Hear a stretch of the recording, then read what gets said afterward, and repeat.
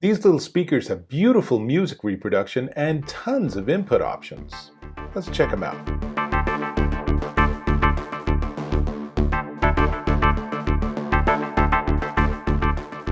Dave Taylor here, and I want to talk about desktop or bookcase speakers because we have a world with lots and lots of sound, whether you're playing games, listening to music, podcasts, audiobooks, whatever it is you're doing, watching YouTube videos.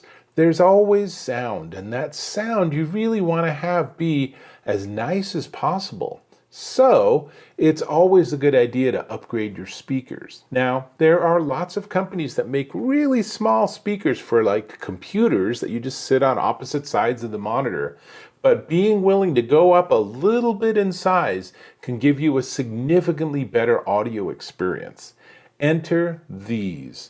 These are the Onkyo Creator Series GX-30ARC Powered Monitors. And as you can see, they're a little heftier than your usual computer speakers, but that's because they can also work as TV speakers, so you can use these as the whole sound system for your audio-visual system, that they have inputs for Bluetooth, you can hook them up to a phonograph. It's really very flexible. Now, you might not have heard of Onkyo, but they go back a ways. The company was originally founded in 1946 as Osaka Denki Onkyo, and they launched their first speakers to great acclaim back in the 1950s. So it's really a brand that's been around and really is very well known. They did hit the skids a little bit during COVID, but they've been purchased and relaunched by some new owners. And these are some of the very first speakers that the new Onkyo 2, for lack of a better name, have launched. And these are really nice. I will tell you that, let me pop off one of the speaker grills, and it's just a magnet, easy enough. So it features a 102 millimeter woofer and 19 millimeter tweeter, and they're 50 watts. So each speaker is pushing out 25 watts, which means that they are plenty good enough for your living room, for your basement or den, for your office, for your dorm room. These would be amazing for a dorm room or a small apartment because they really do have a lot of sound. And as you can see in this close-up, the back of the speaker has a zillion inputs. We'll get back to that. Now, tech-wise, it also has maximum sound pressure level of 115 decibels. And what's really interesting is internally, there's two different amps. So it's a Class D fully digital amp, which is a little bit confusing because Class D doesn't mean it's digital, but these are digital amps. And it's a separate amp for the tweeter and woofer. And I'm going to just unhook. There's a pretty hefty cable that connects the two speakers. And you can see here, it's a 4-pin DIN plug. So this is 2 meters long, so that tells you the maximum width. You can have them separated unless you find a replacement wire, I suppose. But as shipped by Onkyo, it is 2 meters of separation maximum, which is really just perfect. That's really plenty enough. Has its own DSP or digital signal processor, has a very nice remote control. And one of the things I like about the remote control is it doesn't leave you with this mystery of I pushed the input button, which input am I on? It literally just labels each of the inputs, which gets us to the inputs. So it has, and again, I'm going to spin this around so you can see the back. It has USB-C, obviously for computers, line or phono in. So if you have an old receiver or old CD player or something, it'll plug straight in there. And it has optical and HDMI ARC. So your better choice is always HDMI ARC, and it includes a high quality HDMI cable if you want to do that to hook up your television.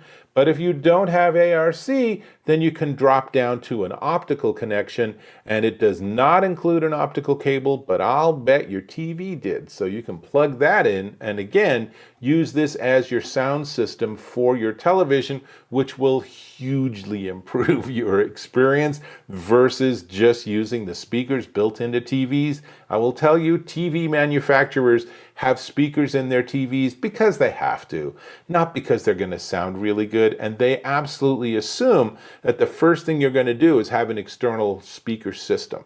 So, optical HDMI ARC, 3.5 millimeter if you want to plug it into, I don't know, an iPod or something like that. And what I really like, it's Bluetooth 5.3 low energy. So you can just hook this up and it's super easy to work with. Now notice on here that there are little colored lights. Now it's a little awkward for me to do this from this position, but if I push buttons on the remote, that light changes color.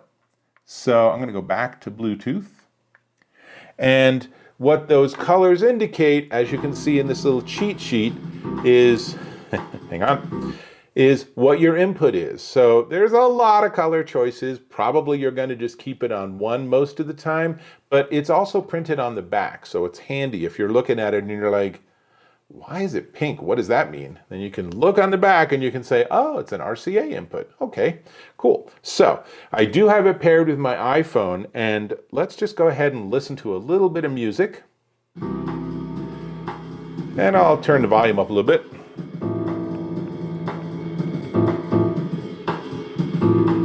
And the speakers obviously aren't facing me, they're facing the camera, but I'll tell you, it has really nice sound and more bass than you would expect. Now, for stereo separation, these are a little bit closer than you want them to be, but I hope you can hear. It's a nice, crisp sound, and one of the cool things on the remote is there's a button that changes it from this EQ to flat. Actually, I might have been in flat, and now I'm in the full EQ. So you can sort of fiddle with that. And I will say, hang on, whew, gets loud. That I will say that they don't yet have a full EQ setting you can use, but I think that's coming. I'm not sure how they'll have you do that input, but it is on the product notes that they are planning to give you some ability to fine tune what it produces for your ear, which is great. So what else can I tell you about it? So it comes with a USB-A to USB-C cable, easy enough for you to plug in your computer. And as I said, it comes with the remote. The remote needs 2 AAA batteries, not included. So you will want to make sure you have a couple of batteries on hand. Let's go ahead and put this back on. Easy, right? I don't even have to see. It's just magnets for the win. And it does have an international power plug. A little tricky for me to unplug it and show you, but so it has one of these transformers, and you can actually change it. So it is truly a global design. So you can use this in Europe, in Japan, obviously, in the United States. So super easy to work with. I will plug it in again in a moment, but that's really everything. I want to show you that it includes these stands, and these are made out of a high quality plastic, but they're still basically plastic. So if you want, you can just put them straight on your surface, but I would recommend that you give them a little bit of airspace, and it's just easy enough. And I'll give you a little tip, is when I was learning how the back was all laid out and everything, I actually just had it backwards on the stand to make it just a little easier to see what was what and figure out what I was plugging in.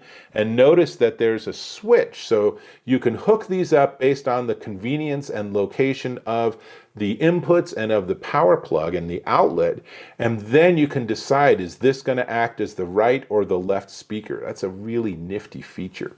In terms of dimensions, they are 224 millimeters by 188 millimeters by 146 millimeters and 2.8 kilograms.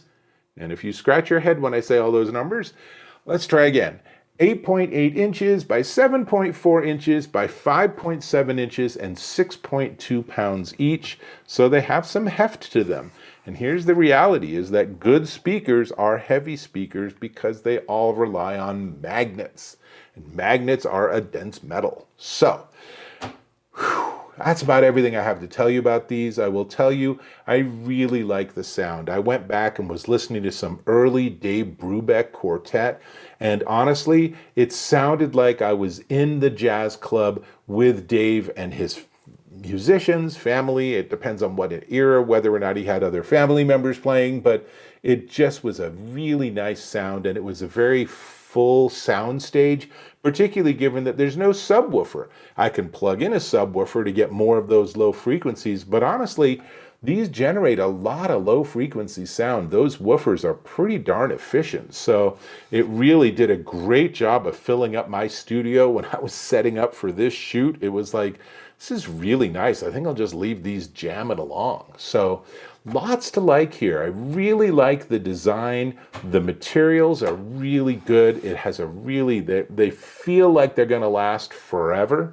And of course, the number of inputs is just laughable. It's just so many different options. If you have a device and you can't figure out how to hook it up with these speakers, then I am highly skeptical, because there's so many different choices, from your TV to your computer monitor to your old hi-fi system to the most modern of devices. All of that super easy to work with. Really lots to like here, which means we need to talk about the price.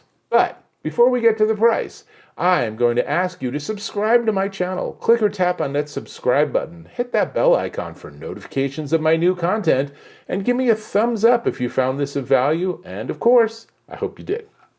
Great.